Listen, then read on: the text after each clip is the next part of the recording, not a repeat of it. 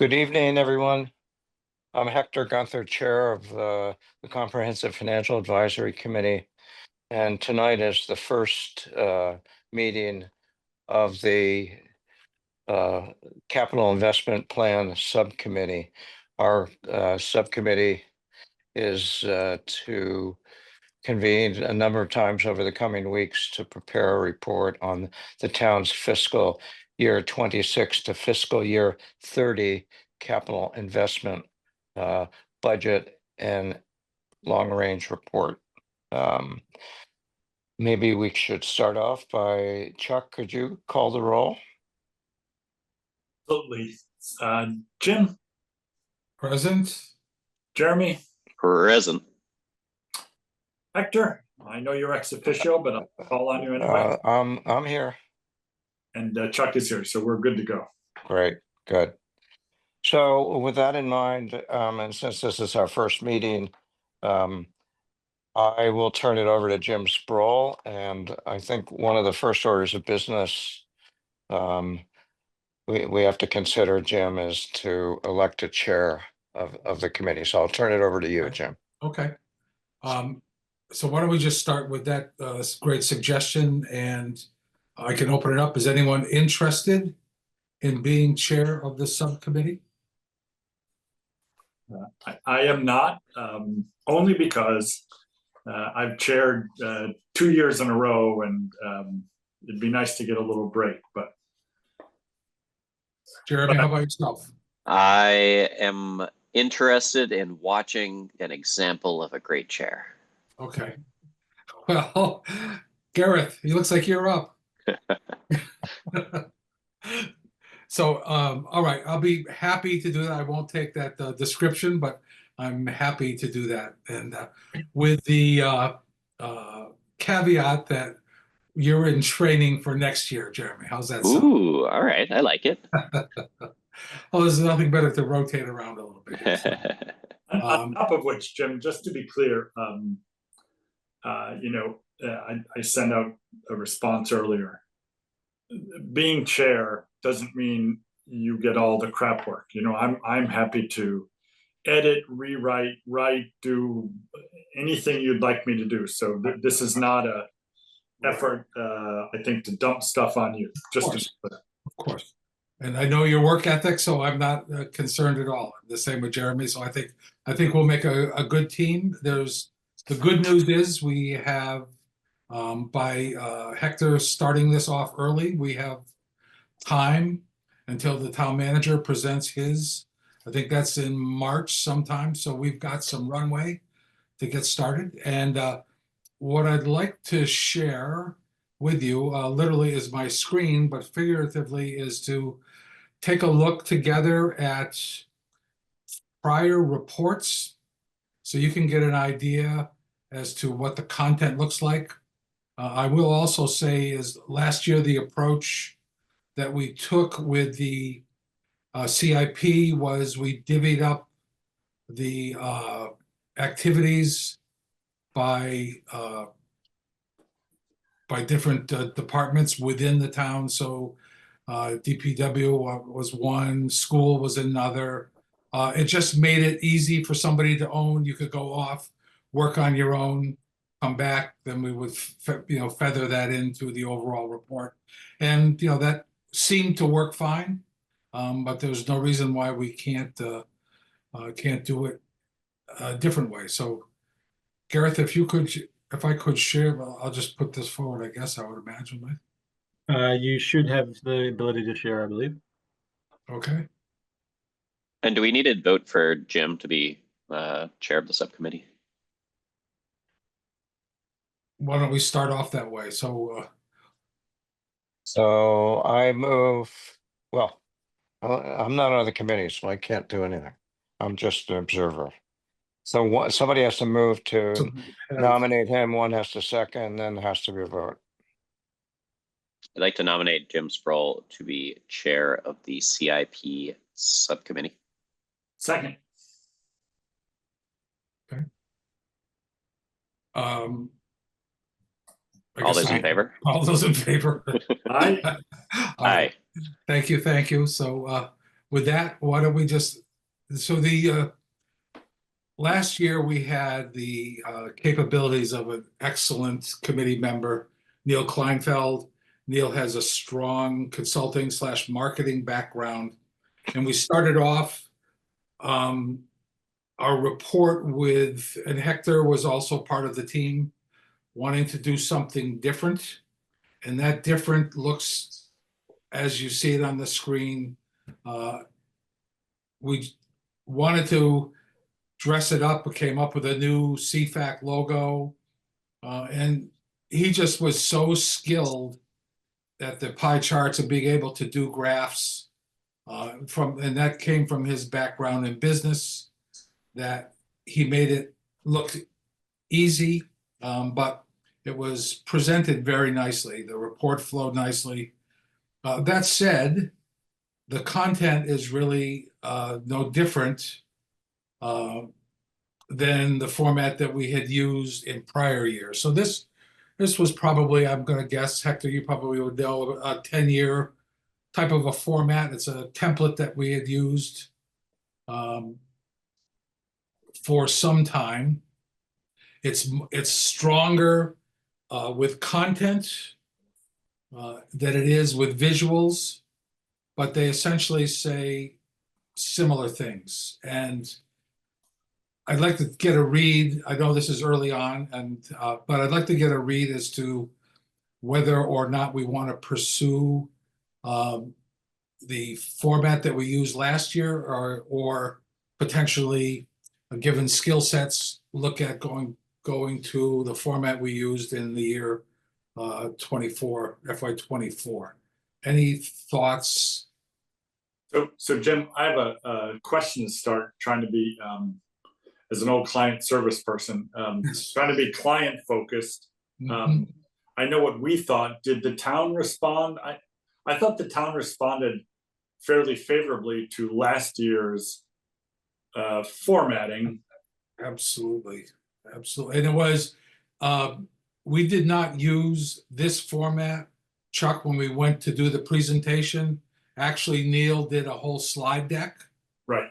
Pulled this information out, but the presentation you're referring to, which was extremely well received, he put together a slide deck for the town council, and in my opinion, he just blew them away with the quality of the presentation and the content that was in it.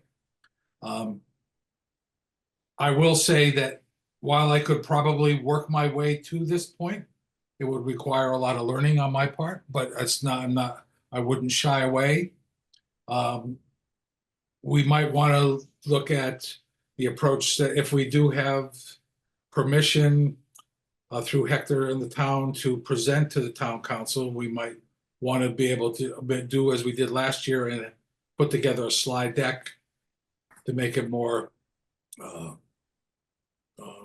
understandable from a layman's point of view. Really, they're seeing it for the first time. We have 20 minutes, and there's not a whole lot that gets excited. There were no questions at the end, just tons of compliments. So my follow-up comment then is, again, I'm trying to distinguish the in-person deliverable from the report. And if there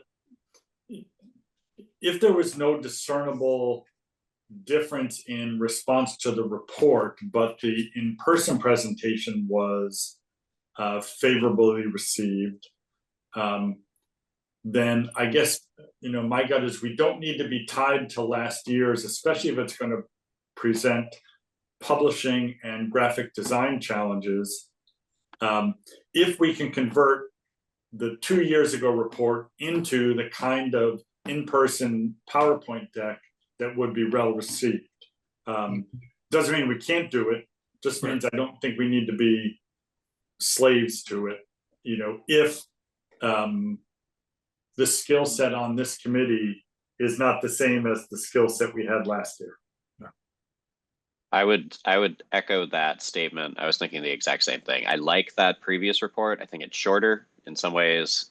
It has I wouldn't say necessarily better information, but I like the way that it's presented. The last year report, I think it's a lot, but when it comes to visuals, last year's report is like far superior because you can see Yeah. like graphs and tables, I think are really, if we have a short amount of time to present, and I think that's it, is if there's two deliverables here, one that's a written report and a second that's a presentation, then focus on kind of the flashy images for the presentation and just have a straightforward kind of Okay. textual report for the report itself.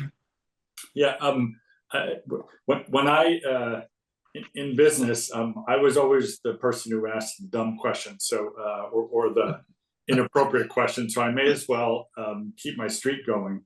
Do we know if the town council even reads the report, or when the presentation was made via PowerPoint, was that for some significant percentage of them? Maybe the first time they've seen the numbers, and I don't expect you to answer that, but if the answer were, their first exposure was in the in-person meeting, then to me that leans even more strongly towards, let's produce a report that is content rich, and let's produce a presentation that is interactive presentation responsive. So I agree, and just my remembrances of that work we did last year, we really applied ourselves in the report to make it more readable. What we thought was more readable, more interactive,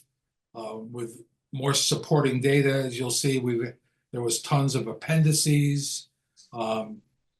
And I think, Chuck, I can honestly answer that we received no questions from any town councilor on the report itself, which was okay, I'll say okay, but we did feel as though that our work was well received and was not done in vain when we gave our presentation. So I think we're all kind of leaning in the same direction, and I'd like to suggest that we work with more content-friendly narrative in the old report. Doesn't have to be the exact same. But then when it comes time, and I don't want to waste time trying to find Neil's report or presentation, maybe in the background, I'll find it in a little bit and show that to you. But it was really, really well done. And he represented our work in our committee, the subcommittee, and CFAC as a organization very, very well. So if we could Jim, could I come ask, close to that, we do well. can I ask a couple of questions? Sure. One is last year's report. First of all, it was long. I've got the Word version up on my computer, 4,121 words. That includes the appendices. The document itself before the appendices is 14 pages. Pages aren't all full, but 14 pages. One suggestion that I would have, especially given the town councils, each week they're inundated with stuff to read, hundreds of pages. I think more is less this year. That would be one recommendation that I would make. A second comment on last year is we really took a strong editorial stance, if that's the word, that the town has the CWMP needs to be updated now. We're concerned that the town will run out of funding sources and the town needs to plan now. There was the third section about making revisions to the CIP process. And then the fourth advice, and this is right from the first page, was to consider policies to lower capital repair costs. I think, I guess in looking back, and I agree with everything that was said, Neil did an excellent job. I think it was a little over ambitious and it was too long. So this is a long-winded way of saying that I support what the three of you have been saying, that that it's got to be more direct and pithier and focus on the substance. I'm not sure that we're going to have an issue this year of potentially running out of money, although debt exclusions will be a topic that we'll have to look at once we see the numbers from the town manager. But anyway, I think less is more this year. And last year altogether, it was, including the appendices, it was 18 pages. The prior year, it was 10 pages. So I think somewhere between those two is something we should strive for. And the target we had last year was 10 pages. It just, we couldn't keep the craftsmanship together, so we just kept going. But again, that was the guidelines we had for ourselves when we started, as you remember, Hector. Right. And just as an observation, the operating budget report was even longer. It was 29 pages. Oh my gosh. Yeah. So, and again, I actually glanced at that one. And while I'm not suggesting we emulate the length of that, Chuck, of course, had a big hand in the operating report last year. That might be an example that we compare to as we write the CIP report, but got to keep it shorter than 29 pages. So I think the last order of business for this first session would be is to take a look at the workload and to see what contributions, Chuck and Jeremy, you feel as though that you want to focus in on. We have the CWMP, the general funds, and enterprise funds as the three main. Last year, we also did comment on school committee, so that's a fourth topic. Any specific or areas of interest? Well, just to get it started, and Mr. Chair, I'll tell you I'll do anything you'd like me to do. So I'll preface it with that. But I think, given the makeup of this committee, it would be a travesty for me to write the school section. I'm the least qualified person to do that. I would be happy, however we divide it up, Okay. To handle the DPW section. I'm comfortable with that, and that had an equivalent, as did the schools, frankly, over on the general fund side. But I'm happy to tackle. I see the way the report was laid out last year. In my brain, I think of this the way I think you laid it out at the beginning. There's schools, DPW, CWMP, and then other stuff. And for me, the big three are those three. And if we're dividing up the big three, I'll put my hand up for DPW, again with the proviso. I'll do whatever you'd like me to do. Okay. And Jeremy, how about yourself? I would agree with that kind of breakdown. It seems like the chunks of money that are being distributed go to those three and then the rest. So I certainly have a bit of knowledge in the educational world, so I certainly would be happy to tackle the schools. And I guess, stepping back for a moment too, so we are bringing this report to town council, and just reading through the previous reports, it doesn't appear that we're necessarily addressing specific projects, that we're more thinking financially as a whole. Are we able to kind of big picture support these projects? Yes. Is that an accurate kind of assessment? Most definitely. So I guess there's areas, Jeremy, where I think, I'm sorry if we keep scrolling here, but I guess I can't quite find it, but yeah, we can comment on certain topics that are important to us. I see it more in the, let's see, what the, so for example, here's I found this a little bit easier. In the prior report in 24, this is very similar to what we did with the looking forward section, Hmm. right, of our annual report.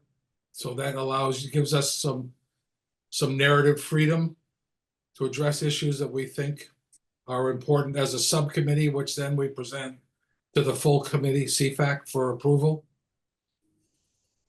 And I guess I'm glad that that previous report from last year spent some time talking about debt exclusion. And I mean, it seems fairly clear that we're going to be heading in that direction. And is there any knowledge of when that is going to be happening? Because I think that really shapes the report, as if like we are an immediate cusp of the debt exclusion vote. Like it seems like how to address this year's capital with that as a reality seems to be prudent. Gareth, can I ask you, Gareth, could you provide a little bit of color or commentary on that? Yeah, certainly. As far as a override for CWMP purposes, I think you've all seen the financial tools and the assumptions that we've made or need to make. We're fine at this point as far as we can see, everything being equal, to fund the projects through fiscal year 30, I believe. As we get into later years of the CWMP, then I think we'll need to look more closely at an override. In addition to things changing with flow neutral interest that might push that out even further. I think we're at a curious time where probably last year there was no talk of large overrides for school building repairs or replacement.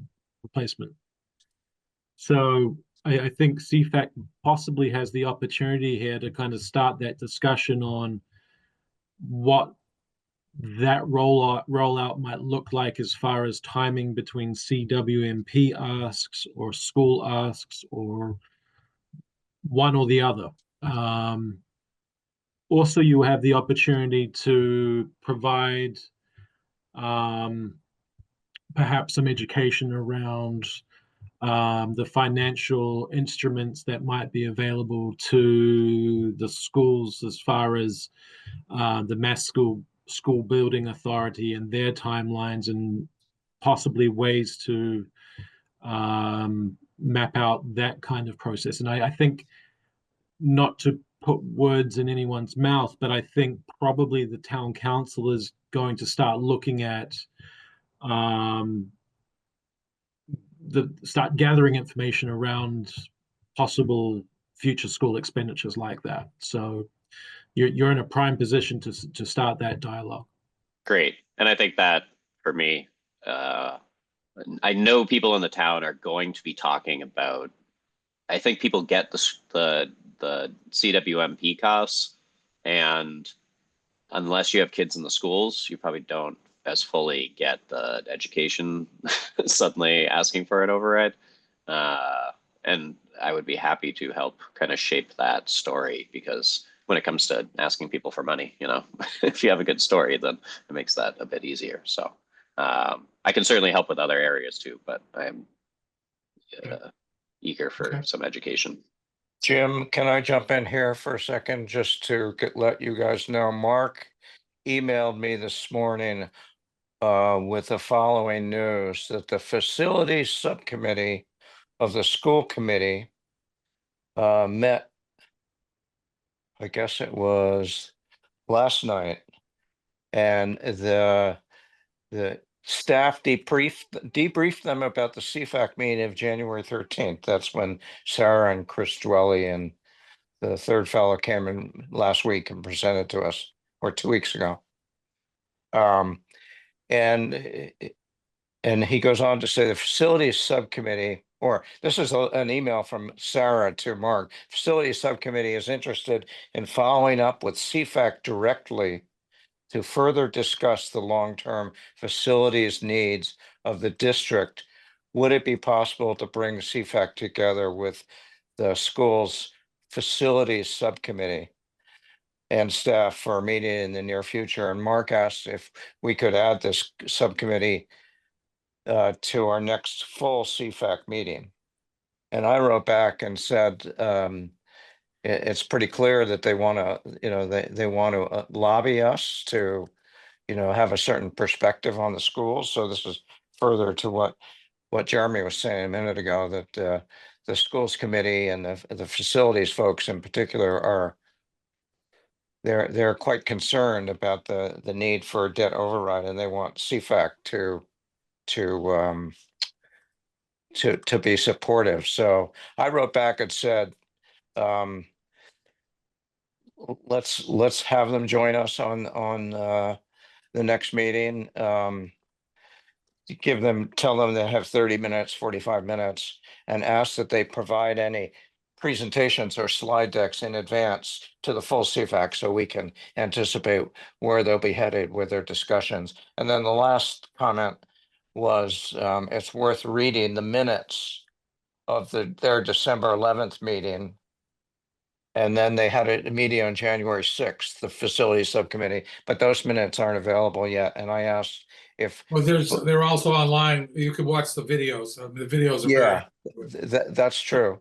That's true. But at any rate, I just want to let you guys know that It's that's great. coming up. The facilities subcommittee is interested in conveying their point of view to the full CFAC. So this will clearly be an issue this year, especially for this CIP subcommittee that we're meeting about tonight. Well, thank you for that. That's excellent information. And I think Jeremy and I was kind of got that feeling when we were at the CIP presentations. There's a lot of needs in the schools. And I think the other interesting thing about the schools is, I mean, no fault to their own because they're simply in the positions they are in. But when we look at the leadership presenting these projects, they've been in town for 2 or 3 years. Whereas every other department, we have people that know it so intricately. And I think that's a huge barrier for them to sell a project when your familiarity of need is not as strong. So I think when it comes to our role of like, hey, we are a bit more experienced in town affairs, helping that sell is going to be important because it's not like they're wrong. They need these things. I also think for purposes of this report, having more of it's kind of what Jeremy said earlier, but having more of a gestalt view on tax impact in aggregate, as opposed to silo by silo. If I were reading the report, that's what I would want to know. And if I were on the town council, I would want to know that the variability wouldn't be CWMP in a silo, schools it would be, how would I communicate this to my constituents? And so I think it makes particular sense that the entire CFAC group be part of the conversation, because I think it's going to impact both sides of this, but both of the reports that we put out. So I think it's an awesome. Yeah. And if you look at Appendix 2, Jim, if you want to scroll to page 16 of last year's report, Appendix 2 shows the town's history since 2003 approving debt overrides. And you can see it's 1 out of 5 was approved. So it's going to be an issue the town and the voters and the taxpayers are going to have to grapple with. Correct. Gareth, I had one question from the presentations last evening, that there were many times where there is an annual appropriation, irregardless of what, like say, for example, road maintenance has a $4 million every year. They've got a pocket of money, but there were several of those boilers, had budgeted $250,000 a year for multiple years. what's that approach called in the budgeting? Is there a name given to that, where they don't know what the project is, they just know they need $1 million a year to keep up with the ongoing maintenance? I don't know about a specific name, but the roads, I think, is a conscious decision over a decade ago, in recognizing that unless you're dedicating regular money to the upkeep of the roads, that they're going to disintegrate very quickly. And so the decision was made to build up to where we're at now as far as an annual allotment for the road maintenance. And it's pretty much just baked into every year's CIP. Now, instead of transferring those funds each year to the capital trust fund and having that road maintenance program go through the CIP process, we could basically really have it as part of the operating budget. But due to the cost nature of it, and there is some control over the variability of it, we decided to keep it in the capital budget. But we are also very conscious that we don't want to see those reoccurring lines appear in our capital program too often. I think from my perspective, and I hope I'm not speaking out of turn, but you see this both on the school and municipal side, is you start to see these reoccurring projects that are starting to become more of an operating nature than a capital plan. And is that a symptom that perhaps we're moving too heavily towards the capital side versus support in the operating budget? But all analysis, we would love another group to look at. Yep. I was just curious. I was thinking, as that things of, instead of having 13 million in for roof repairs, if we had budgeted 2 million a year over a longer period of time, could that have had a stronger impact and not be actually almost the linchpin of requiring an override, because the roofs and the HVAC systems are not being taken care of. But anyways, just that's what the inquiry was about. Yeah, I think last year we had one of the CFAC recommendations was it at the presentation, it was number 4, consider new policies to cut capital repair costs. And I kind of thought that the train of thought was heading down towards the road of, are we not investing enough in preventative maintenance? Right. And that's kind of what I'm hinting at. So perfect world, we'd love to, but. Well, look, I mean, I don't have any, unless we want to carry on in a conversation. We just met for 2 hours last night, but for this first kickoff meeting, we've decided on the subcommittee chair and areas of responsibility. And we can start to, I believe we can share documents back and forth without, I'm sorry, we can present documents, but without comment. We can start to provide information between the subcommittee and begin. And I think that that's great that Hector has the meeting set up, or we're going to organize one with school committee, because that's going to be a bit, I have that feeling that's going to be a big component.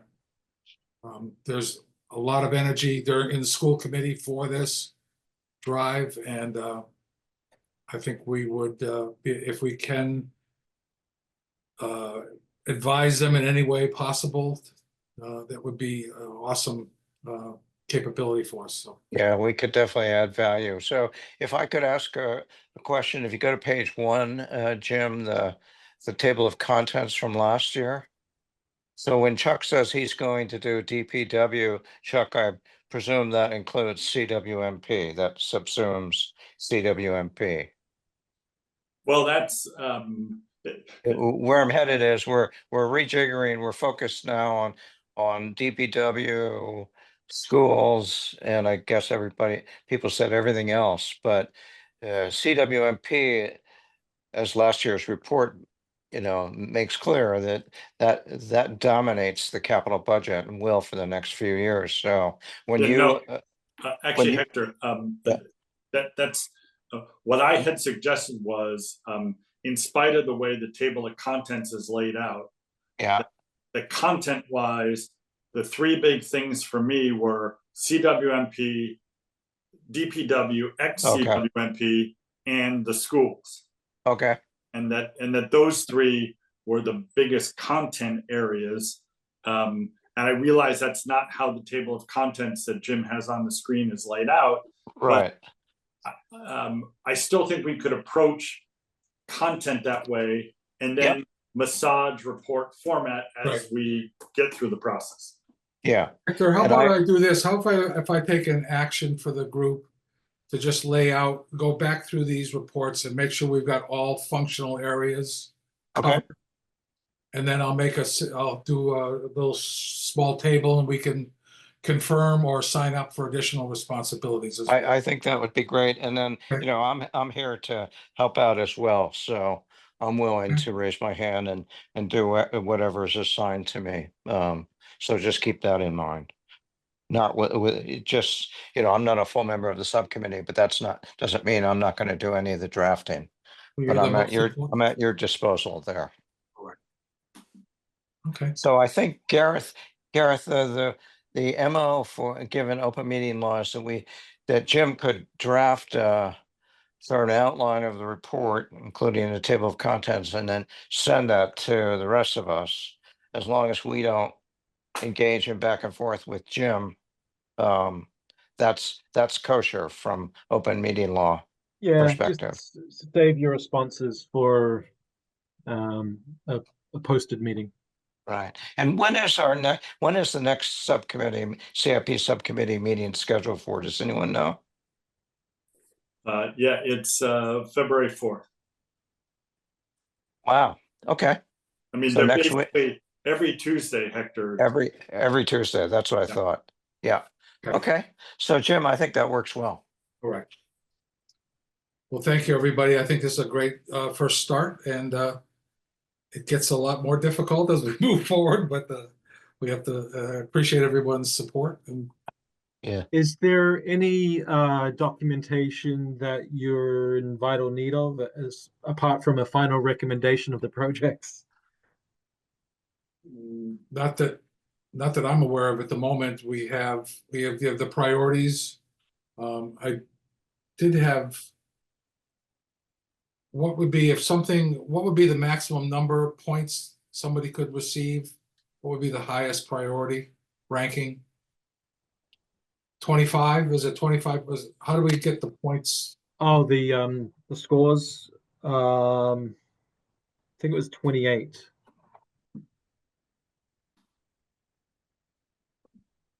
I don't know where